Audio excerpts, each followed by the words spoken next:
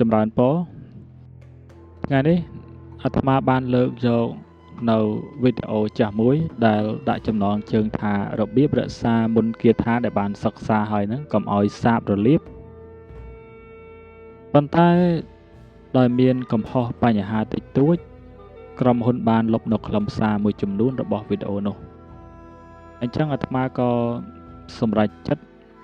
ធ្វើវាឡើងវិញដើម្បីកុំឲ្យបងប្អូនអ្នកចូលមកស្ដាប់ក្រោយហ្នឹងមានការភ័ន្តច្រឡំមែនតើទៅពាក់ព័ន្ធជាមួយនឹងការរក្សាមន្តហ្នឹងវាមានច្រើនវិធីច្រើនរបៀបហើយគ្រាន់តែបញ្ជាក់ថាបងប្អូនទាំងអស់គ្នាហ្នឹងបើកចិត្តឲ្យទូលាយកុំគិតថាទំនៀមពីដូនតាមកគេធ្វើអញ្ចេះហេតុអីបានជាមកដល់បច្ចុប្បន្នហ្នឹងមានការកែប្រែហ្នឹងគ្រាន់តែបញ្ជាក់ថាអត់មានកែប្រែអីទេរាល់តំណមរាល់ការកំណត់គឺគ្រប់សំណាក់ទាំងអស់គឺខុសគ្នាមិនដូចគ្នាទេ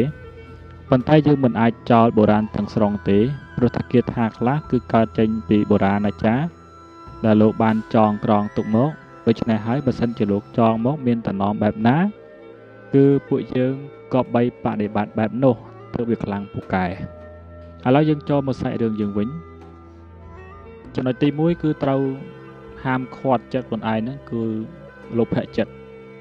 លោភៈចិត្តនេះប្រែតាមន័យវាមែនតើថាសេចក្តីលោភឥតព្រំដែនសេចក្តីលោភឥតព្រំដែនរហូតតតែមកបាំងបិទធ្វើឲ្យចិត្តរបស់យើងនឹងវាស្ទុះទៅរកតែទ្រព្យសម្បត្តិគោលការណ៍នៃការរៀនមន្តវិជ្ជាពីបុរាណគឺអត់មានដូចពួកយើងទេបញ្ជាក់អញ្ចឹងយើងបច្ចុប្បន្ននៅពេលដែលចេះមុនចេះគាថាហើយហ្នឹងចាប់ផ្ដើមតបតែងបើកជាសំណាក់ជាបាយសីអីធំដុំទៅគេចូលមករកដបងហ្នឹងអត់តហ៊ានបង្គាប់បញ្ជាទេព្រោះតែនៅចាំពាក្យគ្រូខ្លះប៉ុន្តែដល់ពេលបង្គាប់បញ្ជាទៅឃើញថាគាថានៅតែប្រើដូចដើមបានមិនមានការសាបក៏ចាប់ផ្ដើមបង្គាប់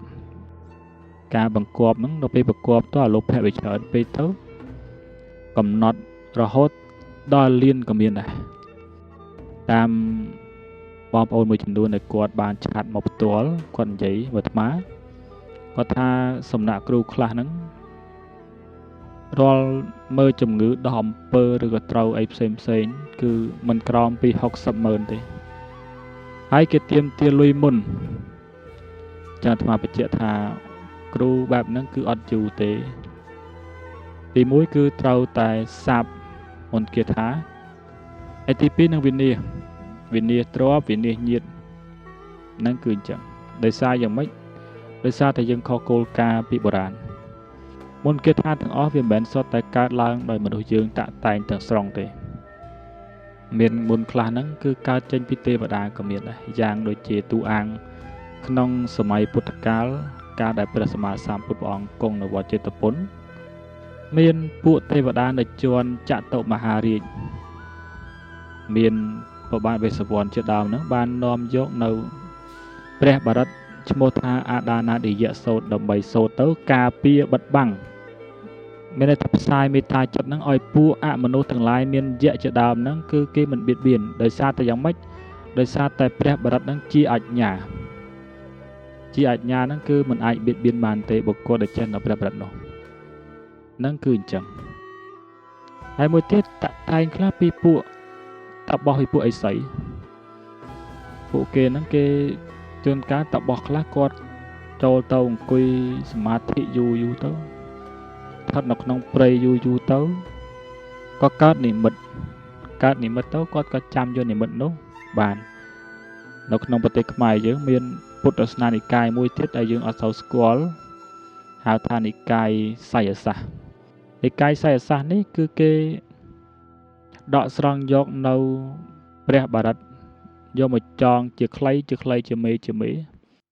យ៉ាងដូចជាពាក្យឧទ្ធាំងអធោពាក្យឧទ្ធាំងអធោនេះជាបណ្ដូលករណីយសូត្រដូចជាពាក្យអ៊ីស្វាសុអញ្ចឹងអ៊ីស្វាសុនេះជាបណ្ដូលប្រត្រៃរតន៍អញ្ចឹងទៅអញ្ចឹងបុរាណអាចារ្យគឺគាត់តាក់តែងមកគាត់មានល្បៀនគាត់មានក្បួនបែបបទរបស់គាត់កាលណាបើយើងសិក្សាអត់មានបែបអត់មានបទទេ ហើយប្រព្រឹត្តខុសពីកន្លងដែលពួកគាត់បានកំណត់បានបញ្ញត្តិមកគឺអត់ពូកែអត់ស័ក្តិសិទ្ធិទេចំណុចទី2ពាក់ព័ន្ធជាមួយនឹងទោសៈនេះមានពាក្យខ្លះគេថាបុគ្គលតែចេះគាថាឲ្យភាគច្រើនផ្កើនណាមូលហេតុឯបានថាចេះគាថាឲ្យផ្កើនគឺមានន័យថាឲ្យតែគេប៉ះមិនបានទេយ៉ាងដូចជាពួកអាបធ្មប់ព្រាយចឹងដើរទៅសុកហ្នឹងគេអត់បៀតបៀនយើងទេប៉ុន្តែយើងទៅប៉ះគេមុនក៏មានដែរតែគេថាចង់ឧទាហរណ៍ថាជាឧបគុណអញ្ចឹងទៅយកដុំថ្មគប់គេចងគេអញ្ចឹងទៅអាហ្នឹងយើងនាំរឿងដាក់ខ្លួនហើយពេលណាមួយគឺវានេះហើយអ្នករៀនគេថាគេមានចិត្តសន្តោសចិត្តរបស់គេធ្ងន់ណាស់បើសិនជាអត់ក្រតិស័កបង្ខំឬក៏ចុងក្រោយដំណាក់កាលចុងក្រោយទេគេអត់ប្រើទេប៉ុន្តែយើងអត់ទេយើងដកអាការខន្តីចោលយើងឲ្យតែប៉ះមិនបានជួនកាលហ្នឹងចូលទៅក្នុងស្រុកភូមិមួយដឹងថាណាចេះអំពើអំពន់ទៅសូត្រផ្ចាញ់ផ្សាគេចងពាត់ពេញហ្នឹងដល់ពេលចុងក្រោយទៅមានអីងាប់ទៅប៉ុណ្ណឹងនឹងទោសៈហ្នឹង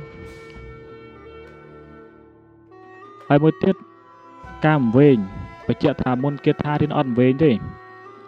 យើងកុំវែងសម័យឃើញអតិទេពនោះអតិទេពនោះគ្មានអតិទេពឯណាមកចឹងអត់មានទេឃើញនេះឃើញនោះយើងវែងខ្លួនឯងនៅរៀនគេថាគេឲ្យសមាធិពួកនិកាយសាយសាគេអង្គុយសមាធិទល់ភ្លឺក៏មានដែរគេអង្គុយរាវរកគាថាគេបរិកម្មគាថាដល់ពេលឯងនឹងស្អីគេពេលរៀនបានប្រមាណផងជំនឿចូលពេញខ្លួនជំនឿអញ្ចេះជំនឿអញ្ចោះតែជំនឿវាបាត់បញ្ញាតែបាត់បញ្ញាល្ងងហើយល្ងងជឿតែគ្មានបញ្ញាហ្នឹងវាខុសហើយទិដ្ឋិបាត់ហើយមិនឆាទិដ្ឋិឯងមុនអាកុំរៀនហាក់ដូចគេដូចឯងទៅធម្មតាទៅគ្រាន់តែយើងបប្រតិបត្តិតំណមដែលយើងមានប៉ុណ្្នឹងតាបើរៀនទៅទីរៀនសំណាក់អាត្មាអញ្ចឹងអាត្មាបញ្ញត្តិសិល5ទៅកាន់សិល5ឲ្យជាប់ទៅបានហើយបងប្អូនធ្វើទៅយើងទៅអានេះអាណោងពាក់អញ្ញាពេលហ្នឹងខ្សែកខ្សែដៃពាក់ខ្នែពាក់អីអាហ្នឹងវាជាជំនឿអាត្មាអត់ហាមឃាត់ទេប៉ុន្តែគ្រាន់តែបញ្ជាក់ថាបើសិនជារបស់ទាំងអស់ហ្នឹងវាប្រកែស័ក្តិសិទ្ធិមែនវាដោយតួអាងដែរមនុស្សដែរមិនមែនសុទ្ធតែគ្រប់មនុស្សទាំងអស់សុទ្ធតែស័ក្តិសិទ្ធិទេអ្នកខ្លះកាន់យន់ស្បែកគង់ដល់ពេលកាត់ទៅម៉ាំងឈាមដល់ពេលអញ្ចឹងថាគ្មានទេមុនអាគមលើលោកនេះថាមុនអាគមវាមិនសុទ្ធតែរសាឯណាជួនកាលបុគ្គលខ្លះវាអត់រសាទេនៅក្នុងគម្ពីរមលិនតបញ្ហាហ្នឹងគេនិយាយដែរពាក់ព័ន្ធជាមួយនឹងអានុភាពរបស់ព្រះបរិត្តគេសួរថាតើបុគ្គលឯណាដែលសូត្រព្រះបរិត្តហើយព្រះបរិត្តការពារពេលនោះហើយសាមណេរនាគកសេហ្នឹងលោកឆ្លើយថាបបិទ្ធមហារាជបុគ្គលដែលមានមិច្ឆាទិដ្ឋិបុគ្គលដែលមានកម្មផ្ដាច់បុគ្គលដែលមានអនន្តរិយកម្មហ្នឹងគឺព្រះបរិត្តអត់ជួយទេជួយមិនកើតទេគេបញ្ជាក់អញ្ចឹងដល់ពេលយើងនេះមិនទាន់ស្អីផងពីមុនមកខុសអីខ្លះអត់ពិចារណាមើលផងមិច្ឆាទិដ្ឋិជំនឿហួសហេតុផលដូនតាយើងគ្មានជំនឿទេបញ្ជាក់អញ្ចេះបើគាត់មានជំនឿគាត់គ្មានកសាងអង្គរវត្តបានធំអញ្ចឹងទេដេកដួលរមូលក្រិចអីបញ្ជាក់អញ្ចឹងហ្នឹងហើយទាំង3ហ្នឹងហើយរក្សាគាថាយើងកុំឲ្យសាបហើយខ្លាំងជាងគាថារក្សាព្រោះតែគាថារក្សានេះមនុស្សក៏វាចេះដែរបញ្ជាក់អញ្ចេះយើងសូត្រឋានទៅវាចាស់ឋានដែរតាអញ្ចឹងទៅគាថាខ្លះយើងសូត្រចងគាថាយើងមិនឲ្យសាបប៉ុន្តែពួកនោះវាចេះស្រាយអញ្ចឹងទៅប្រសាបបានដូចគ្នាប៉ុន្តែអា3យ៉ាងនេះមានការហាមឃាត់ចិត្តមិនឲ្យកើតលោភៈជ្រុលទោសៈជ្រុលមោហៈជ្រុលនេះគឺបើថាជាមានហើយគាថារបស់យើងគង់វង្សបានយូរ